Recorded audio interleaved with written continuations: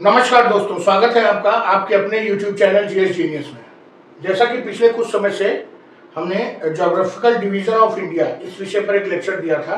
उसमें कुछ अगले पार्ट्स आए थे जिसमें कि हमने जो नॉर्दर्न माउंटेन्स और नॉर्दर्न प्लेन्स इनके बारे में डिटेल से पढ़ा था। आज उसी क्रम में जो ज्योग्राफिकल डिवीजन ऑफ इंडिया है उसमें से एक डिवीजन हमारा था द इंडियन डिजर्ट्स, भारत के मरुस्थल या भारत की मरुभूमि।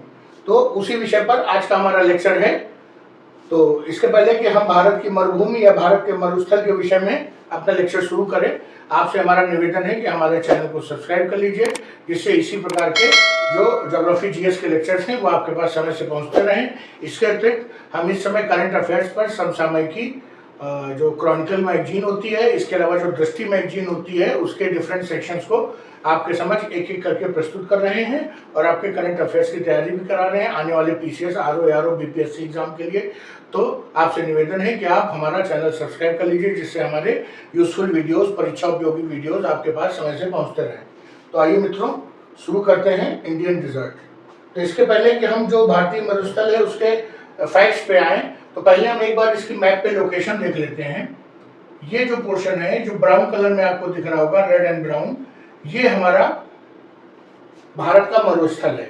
इसका कुछ हिस्सा पाकिस्तान में लगता है और कुछ हिस्सा भारत में लगता है। भारत में मेनली ये राजस्थान में फैला हुआ है, लेकिन इसका कुछ नीचे का हिस्सा जो सदर्न डिजर्ट है वो गुजरात में टच करता है और कुछ हिस्सा पंजाब और हरियाणा में भी आता है। तो इसके मुख्यतः 4 राज्य हो गए, राजस्थान, गुजरात, पंजाब और हरियाणा। इन 4 राज्यों में डिजर्ट फैला हुआ है और इसके अलावा इंडिया और पाकिस्तान दोनों जगह पे ये थार डिजर्ट है। ये केवल भारत में नहीं है। और इसकी जो विशेषता है वो ये सैंड ड्यून्स, ये जो आप बालू के टीले देख रहे हैं, ये हमारे जो मरुस्थल है इसकी एक विशेषता है भारत के मरुस्थल की। ये सैंड ड्यून्स कहते हैं इनको। तो चलिए आइए शुरू करते हैं। Indian desert also known as Thar desert, इनको थार के मरुस्थल भी कहते हैं और ये 4 राज्यों में फैला है, राजस्थान, गुजरात, पंजाब एंड हरियाणा। हमने आपको चित्र में मैप में भी दिखाया और इसका कुछ हिस्सा पाकिस्तान में भी है। इसकी लंबाई लगभग 640 किलोमीटर है और चौड़ाई 300 किलोमीटर। आपको मैंने दिखाया कि लंबवत है।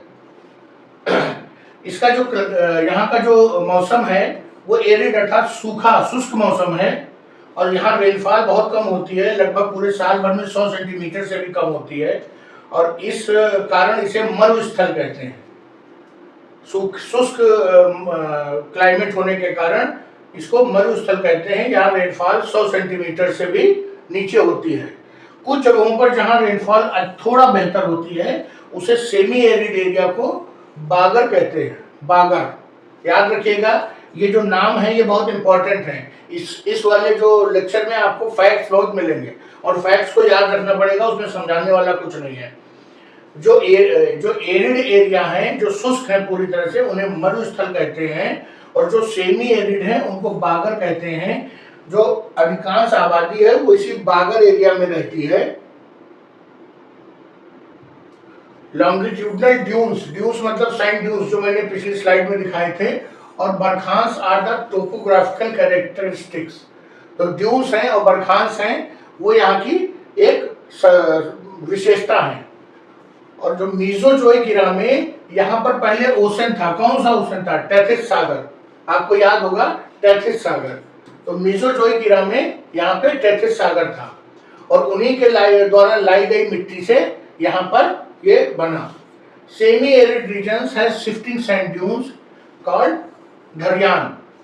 जो सेमी एरिड, जो अर्ध शुष्क क्षेत्र हैं, वहां पर जो सैंड ड्यून्स हैं वो हवा के फ्लो के कारण वो एक स्थान से दूसरे स्थान पर शिफ्ट होते रहते हैं। अर्थात उनकी जो बालू है या उनकी जो मिट्टी है सूखी, वो उड़ करके एक स्थान से दूसरे स्थान पर जाके नया ड्यून बना देती है, उसे हम धरियान कहते हैं। सॉल्ट सोक्ड लेक, नमकीन जो खारे पानी की जो झील है वो भी यहाँ पे मिलती हैं। और उनको पानी कहाँ से मिलता है? तो जो आरावली की जो पहाड़ियां हैं राजस्थान में, वहां से बरसात के मौसम में कुछ छोटी छोटी जो धाराएं हैं, जल की धाराएं हैं, वो आ करके जो यहाँ पर नीचे तलहटी में इकट्ठा होती हैं और यहाँ पर एक जो खारे पानी की झीलें बना देती हैं। जो जैसलमेर के दक्षिण में इन खारे पानी की झीलों को रन्स कहते हैं, रन, कच्छ के रन, तो उनको रन्स कहते हैं। याद रखिएगा, रन्स क्या है? खारे पानी की झीलें हैं जो जैसलमेर के दक्षिण में पड़ती हैं, उनको पर्टिकुलरली लोकल भाषा में रन्स कहते हैं। यहाँ पर बहुत से डिप्रेशंस हैं, मतलब गड्ढे, और उनमें क्या है? अल्कलाइन, मतलब क्षारीय झीलें हैं, उनको क्या कहते हैं? ढंड्स कहते हैं, ढंड्स। और जो ये बागर रीजन है, जो सेमी एरिड रीजन मैंने आपको बताया था, यहाँ पर कुछ कुछ पैचेस हैं, थोड़े थोड़े टुकड़े जो काफी फर्टाइल हैं, उनको यहाँ की स्थानीय भाषा में रोही कहते हैं, रोही। याद रखिएगा, जो एरिड पोर्शन है, जिसको हमने मरुस्थल कहा था, वहां तो खेती हो नहीं सकती, और लेकिन जो ये सेमी एरिड है, जहाँ थोड़ा बहुत खेती होती है, उसे रोही कहते हैं। Longitudinal sand dunes are called भिट्स। मैंने आपको जो अभी सैंड ड्यून्स दिखाए थे, बलुआ टीले दिखाए थे बालू के, उनको वहां की स्थानीय भाषा में भिट्स कहते हैं। The underlying structure of desert region is extension of peninsular plateau. जो ये डिजर्ट का जो ये बलुआ ऊपर की सतह है, इसके नीचे अगर हम गहराई में जाएं तो हम पाते हैं जो हमारा दक्षिण का प्रायद्वीप हिस्सा है, वही यहाँ तक आया हुआ है। लेकिन ऊपर का जो हिस्सा है, अर्थात जो सतह है, वो कई कारणों से समय के साथ साथ जो है, जो फिजिकल वेदरिंग हुई है, अर्थात जो मौसम की मार पड़ी है, यहाँ पे तापमान बहुत अधिक है, arid and semi arid area है, अर्थात शुष्क और अर्ध शुष्क एरिया है, और बहुत तेजी से जो हवाएं चलती हैं। तो कितने कारण हो गए? Physical weathering, extreme temperature, arid and semi arid, और विंड एक्शन, अर्थात जो पवनों का जो क्रिया है, और शुष्क अर्ध शुष्क मौसम है, पर्यावरण है, और तापमान काफी अधिक है। इन सब कारणों से जो ऊपर की सतह है उसका अपरदन हो गया है, वेदरिंग हो गई है, टूट फूट हो गई है, और वो प्रायद्वीपीय पठार का जो सतह है उससे बिल्कुल भिन्न हो चुकी है। इसीलिए इसको एक अलग वर्गीकरण में रख दिया गया, जिसे कहा गया Indian deserts. The great Indian deserts can be further divided into two parts. जो महान भारत के विशाल जो मैदान है, मरुस्थल, उनको हम दो भागों में डिवाइड कर सकते हैं। पहला है उत्तरी मरुस्थल, जो सिंध की ओर अर्थात पाकिस्तान की ओर उसका ढाल है, और दूसरा है दक्षिणी मरुस्थल, जिसका ढाल भारत की ओर है, रन ऑफ कच्छ की तरफ। Rann of Kutch is famous for white salty desert sand. Rann of Kutch क्यों फेमस है? यहाँ पे नमकीन जो है बालू, सफेद, बिल्कुल चमकती हुई सफेद रंग की बालू पाई जाती है, जो खारी है। यहाँ की जो मुख्य नदी है इस क्षेत्र की, वो लूनी है। लूनी यहाँ की मुख्य नदी है। कई बार ये प्रश्न पूछा जा चुका है, लूनी, तो इसको याद रखिएगा। यहाँ पर जो झीलें पाई जाती हैं, जो नमक की झीलें मैंने आपको बताई खारे पानी की, उसमें प्रमुख है सांभर, कुचमान और डिडवाना। ये क्या है? ये लेक्स हैं, कैसे? खारे पानी की, और इतना खारा पानी है कि इनसे नमक भी बन जाता है। ये कहाँ है? ये लूनी नदी के उत्तर में है। जो भारत का जो मरुस्थल है, उसको विश्व का सबसे संपन्न मरुस्थल कहते हैं। क्यों? क्योंकि यहाँ पर सबसे ज्यादा जो है ऊन पैदा होता है। क्या पैदा होता है? ऊन, अर्थात वूल। क्यों? क्योंकि यहाँ भेड़ पालन बहुत अधिक है, और ये जो शुष्क और अर्ध शुष्क जो क्षेत्र है, यहाँ पर जो कटीली झाड़ियां और जो वेजिटेशन होता है, ये भेड़ उसी पर अपना भोजन निर्भर करती हैं।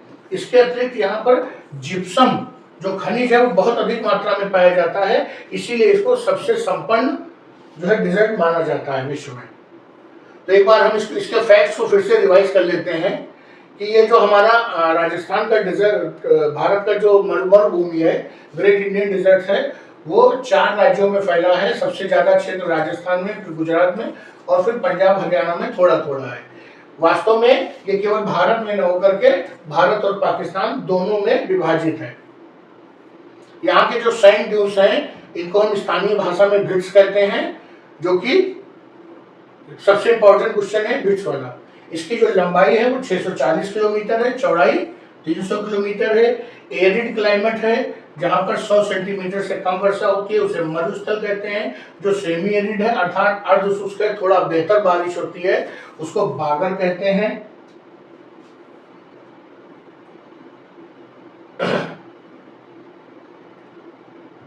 जो सेमी एरिड रीजन में जो सैंड ड्यून्स हैं वो आगे खिसकते रहते हैं, उनको धरियान कहते हैं। इसके अतिरिक्त यहाँ पर खारे पानी की झील है, जो कि पानी कहाँ से आता है उनमें, अरावली की पहाड़ियों से मौसमी पानी आता है। और जैसलमेर के दक्षिण में जो झीलें हैं इनको रंस कहते हैं।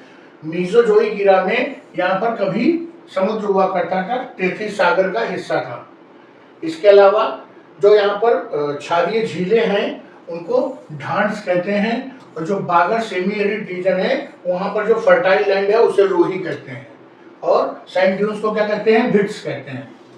ये वास्तव में जो प्रायद्वीपीय पठार है, दक्षिण के पठार हैं, उनका एक्सटेंशन है, लेकिन नीचे वही चीज है, वही कंपोजिशन है, लेकिन ऊपर जो है मौसम के कारण, अधिक तापमान के कारण, शुष्क और अर्ध शुष्क वातावरण अर्थात जल का कम बरसना और जो विंड का एक्शन है, जो हवाएं तेजी से चलती हैं, उनके कारण ऊपर का जो सतह है वो बदल गई है।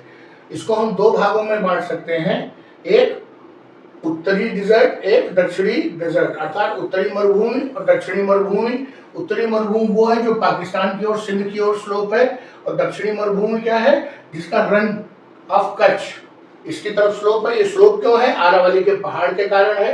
रन ऑफ जो कच्छ है, यहाँ पर जो सफेद रंग की नमकीन बालू पाई जाती है, ये इसकी विशेषता है। लूनी नदी यहाँ की एक प्रमुख नदी है। सांभर, कचमान और डिडवाना ये यहाँ की प्रमुख झीलें हैं नमकीन पानी की, जिनसे नमक वमक भी बनता है। और भारत के मरुभूमि को विश्व के सबसे संपन्न मरुभूमि में गिना जाता है, क्योंकि ये सबसे ज्यादा दुनिया में ऊन पैदा करता है। और इसके अलावा यहाँ पर जिप्सम का जो है मिनरल, जो खनिज है जिप्सम, वो भी बहुत अधिक मात्रा में पाया जाता है। तो बस दोस्तों, जो ये इंडियन डिजर्ट है उस टॉपिक से बस इतना ही बनता है, और ज़्यादा इसके डिटेल में कभी क्वेश्चन पूछा नहीं जाता, यही कुछ फैक्ट्स हैं जो पूछे जाते हैं। तो मित्रों, इस लेक्चर को यहीं समाप्त करता हूँ। उम्मीद करता हूँ कि आपने हमारे चैनल को सब्सक्राइब कर रखा होगा। अगर अभी नहीं किया है तो अभी भी आप कर सकते हैं, और वीडियो पसंद आया हो तो उसे लाइक करिए। और अगर आपको कुछ किसी और विषय पे कोई वीडियो चाहिए हो, कुछ स्पष्टीकरण चाहिए हो, तो कमेंट्स में अवश्य बताइए। अच्छा मित्रों, धन्यवाद।